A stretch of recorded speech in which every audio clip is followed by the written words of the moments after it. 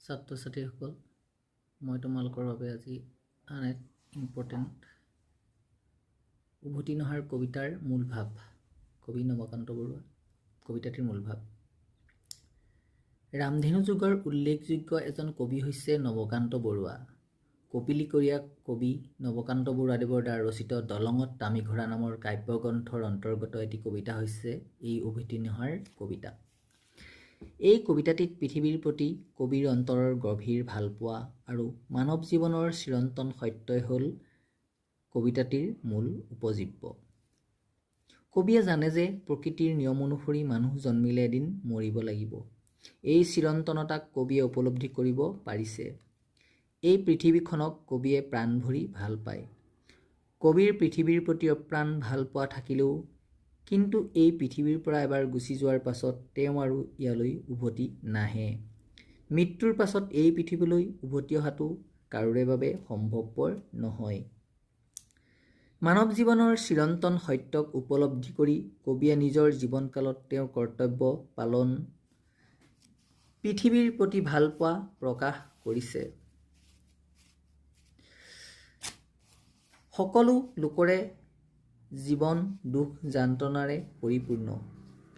কবিৰ জীৱনটো দুখ যন্ত্ৰণাৰে পৰিপূৰ্ণ। কিন্তু কবিয়ে জীৱন সংগ্ৰামৰ সকলো দুখ যন্ত্ৰণা হাঁহিমুখে গ্ৰহণ কৰি জীৱন পথত অগ্ৰসৰ হৈছে। কাৰণ কবিয়ে জানে যে এই মানৱ জীৱনটো হৈছে খন্তেকীয়া আৰু জীৱনৰ সুখ দুখবোৰ ধেমালিও খন্তেকীয়া। সেয়েহে কবিয়ে যন্ত্ৰণাকে জীয়াই থকাৰ মন্ত্ৰ হিচাপে গ্ৰহণ কৰি জীৱনৰ প্ৰতিটো ক্ষণ অতিবাহিত কৰাৰ প্ৰয়াস কৰিছে।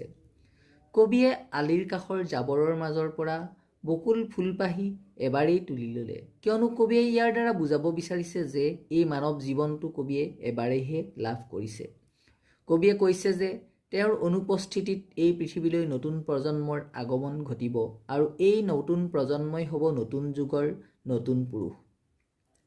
এই নৱপ্ৰজন্মই হয়তো কবিৰ সুৰতেই বীণা বজাব, অৰ্থাৎ এই নৱপ্ৰজন্মই কবিৰ দৰে কৰ্ম কৰি যাব, কিন্তু তাত পুৰণি চিন্তা চৰ্চাই কোনো স্থান নাপাব। তাত সকলোতে নতুনত্বই প্ৰভাৱ বিস্তাৰ কৰিব। গতিকে কবিয়ে ক'ব বিচাৰিছে যে এই নতুন প্ৰজন্মৰ নৱচিন্তাধাৰাত কবিৰ দৰে প্ৰাচীন আদৰ্শৰ ব্যক্তিৰ কোনো চিনমোকাম নাথাকিব। পৃথিৱীপ্ৰেমী কবিয়ে বকুল তলত পৰি ৰোৱা ফুলপাহিৰ কথা উল্লেখ কৰি মানৱ জীৱনৰ চিৰন্তন সত্য মৃত্যুৰ কথা উল্লেখ কৰিছে। তেওঁৰ অনুপস্থিতিত কোনোবাই তলসৰা ফুলপাহ বুটলিব। তেওঁ এবাৰ এই পৃথিৱীৰ পৰা গুচি যোৱাৰ পাছত